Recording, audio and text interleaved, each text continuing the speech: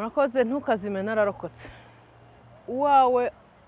aba kuri ku mutima ikigaragaza ko umuntu ari uwawe nawe uri uwe nuko mubana mugendana iyo mutari kumwe uramutekereza ukibuka ukwasa ukibuka uko avuga ukibuka icyo mwavuganye hari nk'igihe uhura n'umuntu akakubwira ngo ngura umukobwa wa kanaka bajya babimbwira ngo ndi umukobwa wa Herman ni ukuvuga ngo hari ikintu bambonamo yari afite kigatuma bamwibuka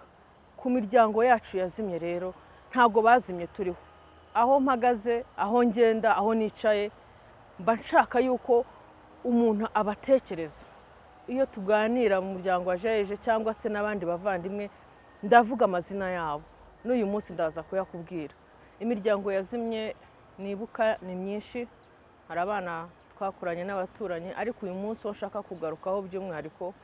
n'umubyeyi wanjye wabatisimu akaba na mukuru wanjye kwa mama wacu yitwaga Agnes yari umumama wubatse umugabo yitwaga Ndori Anatori babyaranye abana 5 nabo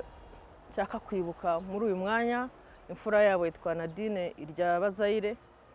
umukurikiye yitwa Karine irya Nyawera agakurikirwa na Nkinzingabo Cedric agakurikirwa na Floribert twamwitaga Nana kubera mukuru wakurikira ariko yamuhamagaraga na Kabucura kitwaga Kevin bari batuye hariya Ikabuye haruguru ya Sikireri nka famiye rero bari abantu beza naguhaye udufoto biragaragara bari beza pe umuntu wese yabonaga ubwiza bwabo ariko akaba n'abantu batuje kandi baseka bagira urugwira ariko mu bwitonzi udashobora gusobanura